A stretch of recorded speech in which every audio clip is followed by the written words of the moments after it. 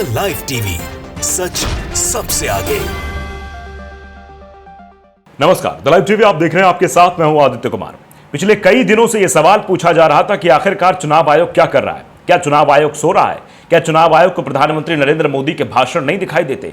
किस तरीके से धार्मिक बातें कर रहे हैं, राम की बातें कर रहे हैं, राम मंदिर की बातें कर रहे हैं, किस तरीके से मुसलमानों की बातें कर रहे हैं, क्या ये सब कुछ चुनाव आयोग को दिखता नहीं है? विपक्ष कई बार यह आवाज उठा रहा था और कई आम इंसान भी इस बात को कहने लगे थे कि अभी विपक्ष के नेताओं तो उन पर कार्रवाई हो जाती है।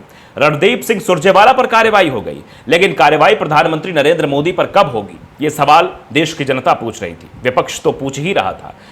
कुछ पत्रकार जो सही तरीके से पत्रकारिता करते, स्वतंत्र पत्रकारिता करते, वो भी सवाल पूछ रहे थे कि आखिरकार प्रधानमंत्री जी के भाषणों को क्या चुनाव आयोग नहीं देख रहा है? क्या चुनाव आयोग उन भाषणों पर संज्ञान नहीं लेगा? तो आखिरकार उस पर चुनाव आयोग ने संज्ञान ले लिया है, और संज्ञान भी कैसा, इस पर भी लोगों को अब संदेह हो रहा है। उस संदेह की बात तो करेंगे, लेकिन चुनाव आयोग ने क्या कुछ कहा है ये जरा हम आपको बता देते हैं। दरअसल न्यूज 24 का एक्स पर यह पोस्ट देखिए कि चुनाव आयोग ने पीएम मोदी के खिलाफ जांच शुरू की। पीएम के बयान के खिलाफ कांग्रेस और सीपीआई-एम ने चुनाव आयोग में शिकायत की थी, यानी सीपीआई माले ने चुनाव आयोग में शिकायत दर्ज कराई थी, जिसको लेकर अब जांच शुरू हुई है। अब आप समझिए जरा कि प्रधानमंत्री जी का मसला है तो इसमें जांच शुरू की जाएगी। इसको लेकर भी लोग सवाल उठा रहे हैं कि अगर विपक्ष का कोई नेता होता, इस तरीके से उसके खिलाफ शिकायत की गई होती तो उस पर तुरंत कार्रवाई हो जाती, क्योंकि इसमें कोई जांच का विषय ही नहीं बनता। जो शिकायत की गई वो सीधी शिकायत है, और वो शिकायत वीडियोग्राफी के जरिए भी है। वो पूरे देश ने सुना है, चुनाव आयोग ने तो सुना ही होगा। जिस तरीके से प्रधानमंत्री जी ने मुसलमानों की बात की थी, और मैं पूरी खबर भी आपको बताता हूं, इसको देखने के बाद, समझने के बाद क्या जांच का कोई तुक रह जाता है, ये भी आप अंदाजा लगाइएगा। लेकिन जिस तरीके से जांच की बात की जा रही है उससे लोगों के मन में संदेह जरूर है, विपक्ष के मन में भी संदेह है कि जांच में दोषी नहीं पाए जाएंगे, जांच में क्लीन चिट दे दी जाएगी, क्योंकि जांच तो सिर्फ दिखावे के लिए बैठाई जाती है और फिर उसका कोई नतीजा नहीं निकलता। यानी रेखा की गरीबी पर शुरू हुई जांच गरीबी की रेखा पर आकर समाप्त हो जाती है, जिसका कोई औचित्य नहीं होता है। अब जरा आप देखिए, ये नवभारत टाइम्स ने बाकायदे अपनी इस खबर को तरजीह भी दी। लिखा है पीएम मोदी की टिप्पणी के खिलाफ होगा एक्शन, क्वेश्चन मार्क भी है। यानी इसी लाइन से आप समझ सकते हैं कि एक्शन होगा या नहीं होगा। चुनाव आयोग ने शुरू की शिकायतों की जांच। प्रधानमंत्री ने कहा क्या था कि कांग्रेस सत्ता में आती है तो लोगों के धन मुस्लिमों में बांट देगी, यह प्रधानमंत्री जी के द्वारा कहा गया। अभी प्रधानमंत्री जी विरासत कर का भी जिक्र कर रहे थे। विरासत कर में किस तरीके से प्रधानमंत्री ने बात ही कही थी कि अगर कांग्रेस की सरकार आ जाएगी तो फिर आपके विरासत यानी आपके पिता की संपत्ति आप नहीं पा सकते हैं, यानी पिता अपने बेटे को संपत्ति देने में सरकार को पैसा देना पड़ेगा। कांग्रेस और सीपीएम ने मोदी के खिलाफ शिकायत की थी, इस भाषण की शिकायत की थी। कांग्रेस ने पीएम मोदी की टिप्पणियों को विभाजनकारी, दुर्भाग्यपूर्ण भी बताया था।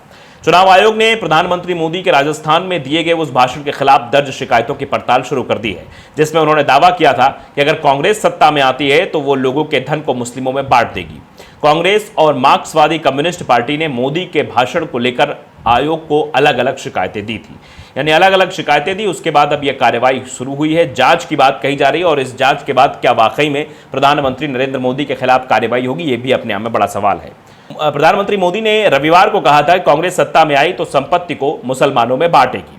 उन्होंने अपने इस दावे के लिए पूर्व प्रधानमंत्री मनमोहन सिंह की इस टिप्पणी का हवाला दिया था कि देश के संसाधनों पर पहला हक अल्पसंख्यक समुदाय का है। कांग्रेस ने आयोग से मोदी की इन टिप्पणियों के लिए उनके खिलाफ कार्रवाई करने की मांग की थी और कहा था कि ये टिप्पणियां विभाजनकारी और दुर्भावनापूर्ण हैं, ये एक विशेष धार्मिक समुदाय को टारगेट करती हैं। कांग्रेस नेता और वरिष्ठ अधिवक्ता अभिषेक सिंघवी ने कहा कि ये चुनाव आयोग का भी परीक्षण है। उनका कहना था कि आयोग निष्क्रियता की एक मिसाल कायम करके अपनी विरासत को धूमिल करने का जोखिम उठा रहा है और अपने संवैधानिक कर्तव्य को त्याग रहा है। पीएम के खिलाफ केस दर्ज करने की लगातार मांग चल रही थी। कांग्रेस ने आयोग से राजस्थान के बांसवाड़ा में की गई मोदी की धन के पुनर्वितरण वाली टिप्पणियों के लिए उनके खिलाफ कार्रवाई करने का आग्रह किया था। वहीं सीपीएम महासचिव सीताराम येचुरी ने भी सोशल मीडिया प्लेटफॉर्म एक्स पर आयोग से शिकायतों का संज्ञान लेने और मोदी तथा भाजपा के खिलाफ कार्रवाई शुरू करने का आग्रह किया था। उन्होंने यह भी मांग की थी कि सांप्रदायिक भावनाओं और नफरत को भड़काने के आरोप पर प्राथमिकी दर्ज की जाए। विपक्ष में के कई प्रमुख दलों ने संपत्ति बांटने संबंधी प्रधानमंत्री नरेंद्र मोदी की टिप्पणी को लेकर उन जहरीली भाषा का इस्तेमाल करने और असली मुद्दों से ध्यान भटकाने के प्रयास का भी आरोप लगाया था। कांग्रेस ने यह आरोप भी लगाया कि मोदी के नेतृत्व वाली सरकार द्वारा 2021 की जनगणना नहीं कराना बाबा साहेब भीमराव अंबेडकर के संविधान को खत्म करने की साजिश है। वैसे अगर जब संविधान की बात आती है तो भारतीय जनता पार्टी के 5 नेताओं का नाम जरूर याद आ जाता है। पहले 4 थे, उसमें 1 जुड़ गए। आपने देखा कैसे अनंत हेगड़े ने 400 पार के बाद संविधान बदलने की बात कही थी। उसी बयान को आगे बढ़ाते हुए एक प्रत्याशी थी, उन्होंने बात कही। उसके बाद लल्लू सिंह को आपने सुना, फिर लल्लू सिंह के बाद आगे आप बढ़िए तो अरुण गोविल भी उस बात का समर्थन करते हुए नजर आए कि संविधान बदल दिया जाएगा, और फिर उसके बाद किरोड़ी लाल मीणा।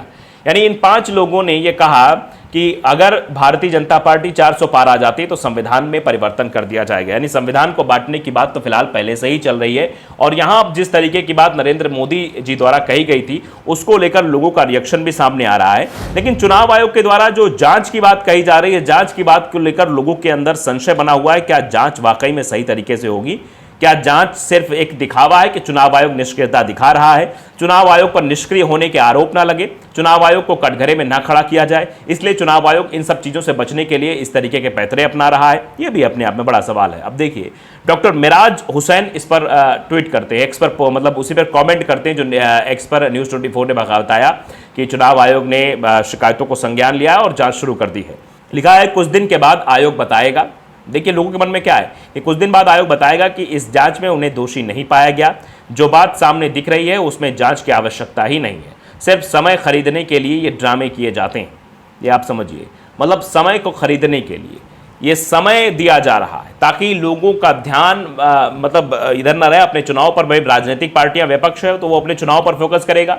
अब उससे कह दिया गया कि जांच हो रही है तो मतलब उसको एक धैर्यता बंधा दी गई है। ये नेताओं वाला आश्वासन चुनाव आयोग भी देने लगा। लोग ऐसा भी कह रहे हैं कि चुनाव आयोग ये कह रहा है कि नहीं ठीक है, देख लेंगे, हम देख रहे हैं, इस पर हमने जांच शुरू कर दी है।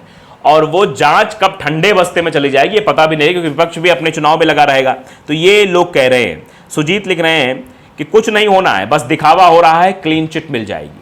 यानी कुछ नहीं होना है, चुनाव आयोग बस दिखावा कर रहा है, बस ये बता देगा कि हाँ भैया कार्रवाई की जा रही है, लेकिन कार्रवाई होगी नहीं। अनीत मीना लिख रहे हैं कि ऐसे कौन मजाक करता है, चुनाव आयोग को पता नहीं है किसके खिलाफ जांच शुरू कर रहे हैं। अभी अमित शाह को बोलकर चुनाव आयोग के अफसरों को ही गायब करवा देंगे। आप देखिए, लोग इस तरीके से भी कटाक्ष कर रहे हैं। लोग कह रहे हैं कि ये क्या कर रहे हो, क्या मजाक चल रहा है, अभी तो तुम्हारे ऊपर भी कार्रवाई हो सकती है। आप देखिए, एक जितेश गांधी हैं, वो लिखते हैं कि आदरणीय चुनाव आयोग जी, मतलब इलेक्शन कमीशन जी, चुनाव के पहले यह जांच पूरी हो जाएगी या नहीं। यानी ये लोग सवाल पूछ रहे हैं कि चुनाव चल रहा है, ये जो आपने जांच शुरू की है ये चुनाव तक पूरी हो जाएगी, चुनाव के बाद? ना ना ना ना, आप ये मत समझिए कि देश की जनता आपके ऊपर भरोसा नहीं कर रही है। देश की जनता जानती है आप निष्पक्ष हो। क्या है ना, यदि शिकायत विपक्ष के किसी नेता के खिलाफ हो तो आप चिर निंद्रा में भी तुरंत उठकर कार्रवाई कर देते हो। लेकिन जैसे ही शिकायत नरेंद्र मोदी जी या भारतीय जनता पार्टी के किसी के नेता के खिलाफ होती है तो आप जल्दी उठ नहीं पाते हो ना, इसलिए पूछ रहे हैं। बाकी हमें पता है आप निष्पक्ष हो, आप निष्पक्ष हो ना, ये भी पूछा जा रहा है। आप समझिए किस तरीके से लोग सवाल उठा रहे हैं कि अगर विपक्ष का कोई नेता होता तो अभी तक इफ एंड बट कुछ नहीं, बस सीधे कार्रवाई। लेकिन बीजेपी है तो बीजेपी के बारे में तो आपको जांच बिठानी पड़ेगी, और जांच वाकई में सही तरीके से होगी या जांच में कार्रवाई होगी ये वक्त बताएगा। द लाइव टीवी को अगर आपने सब्सक्राइब नहीं किया जरूर करिए, बेल आइकन दबाइए ताकि सच खबर आप तक पहुंचती रहे। नमस्कार। द लाइव टीवी, सच सबसे आगे।